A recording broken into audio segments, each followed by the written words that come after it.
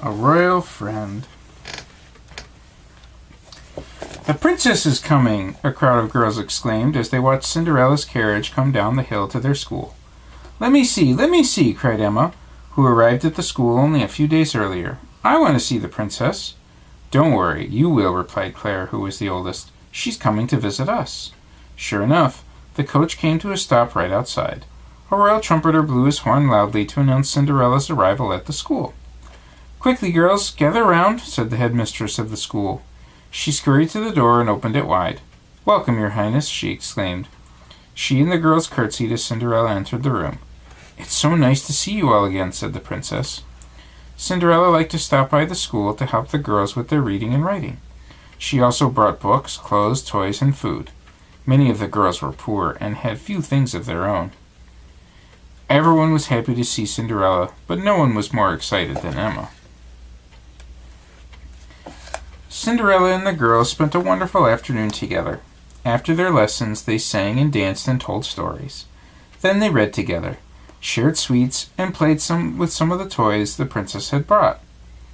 When it was time for Cinderella to go, she gathered the children together and made an announcement. "In 1 week's time, there will be a grand ball at the castle to be held in your honor." "For us? Yay!" the girls shouted excitedly. Emma and some of the other girls even clapped. "But what will we wear?" asked a girl named Annabelle. She had on a dress that had patches on it. Cinderella smiled. "Why, the dresses I'm having made for each of you, of course. And you'll have new shoes and gloves as well. I remember how much fun it was when I got to dress up for the ball where I met the prince. I thought all of you would like to wear fancy dress gowns, too." The next day, the girls talked about... Yes? One day I met Cinderella at my school, too. You did? And he was speaking French. She was? Uh-huh. The next day, the girls talked about nothing but the party. They couldn't wait to dress up. "Do you think my gown will be blue to match my eyes?" asked Claire. "I hope there'll be lots of yummy cake and candy to eat," said Annabelle. "I wonder how I should wear my hair," Emma remarked. That afternoon, the headmistress decided to take the girls outside for some fresh air. "It's a lovely day," she announced. "Let's have a picnic." The girls climbed the hill and spread the blankets on the meadow near the royal estate. While her classmates ran and played, Emma gazed at the castle. I can't wait to see what it looks like inside," she said to herself. "It must be the most wonderful place in the whole world." Soon Emma noticed a group of seamstresses approaching the castle gates. She thought, maybe when they go inside, I can peek at the courtyard. She ran over by the castle and hid. The woman spoke with the guard. He opened the gates and let them in. Without thinking, Emma slipped behind the seamstresses and followed them straight through the courtyard and into the castle. Then she hid behind a curtain. Cinderella welcomed the women and led them up into a sweeping staircase.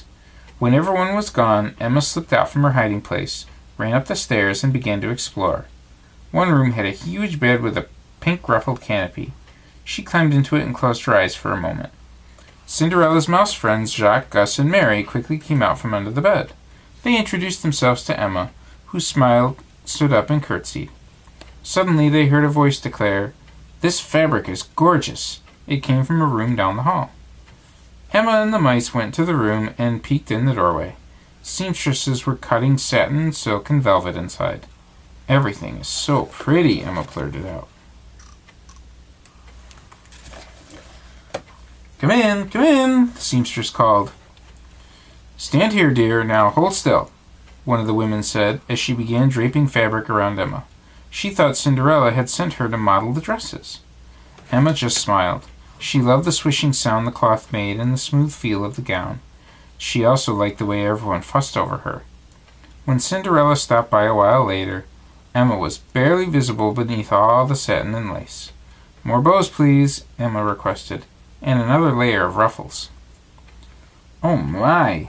exclaimed Cinderella. "That certainly is a fancy dress, and you look beautiful in it." She thought Emma had come to the castle with the seamstresses, and she must be tired from working all afternoon. Cinderella remembered what it was like to do chores all day, so she invited Emma to have tea with her.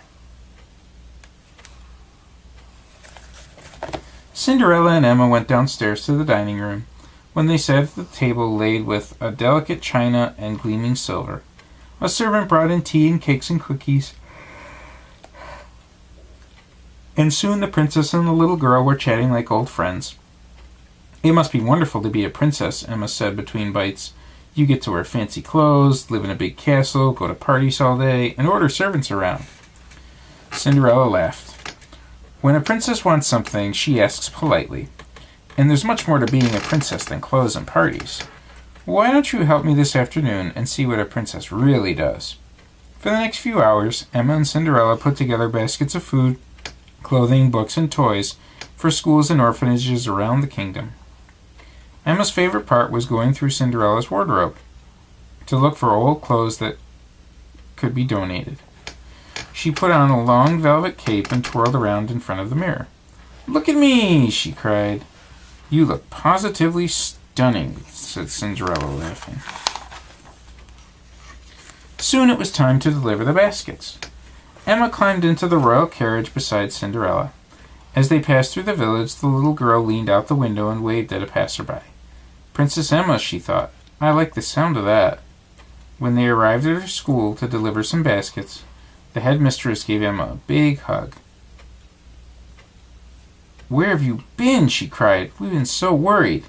The headmistress and the other girls had been looking for Emma all afternoon. "But I thought she was with us in the seamstress," Cinderella said, looking puzzled. Emma explained how she'd snuck into the castle. "I'm sorry," she said. "I didn't mean to make them worry. I just wanted to see what it was like to be a princess."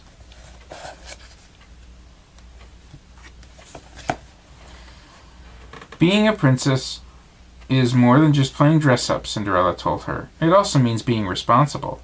"Why don't you come to the castle when you're finished with your studies each day?" Cinderella suggested. "Then you can learn more about what it's really like to be a princess." "I do," Emma agreed.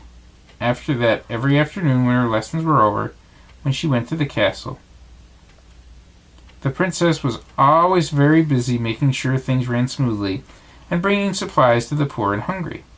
Emma saw that being a princess wasn't easy, and she admired Cinderella even more. Emma's favorite task was helping Cinderella plan the party for the girls' school. "May we serve little cakes with pink icing?" Emma asked, thinking of the girls' favorite treats. "Of course," said Cinderella. "You're a thoughtful friend to know what other girls would like." Meanwhile, Jacques, Gus, and Mary had been busy too.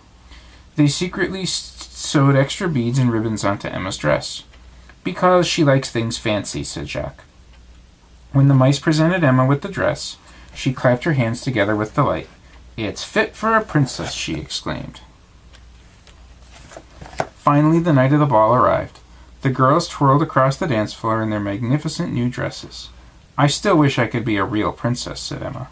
"Because you've worked so hard, I'm going to make you an honorary princess for the evening," Cinderella said with a smile. "Oh, thank you!" the girl cried happily, thrilled that she'd get to be Princess Emma for one magical night. The end.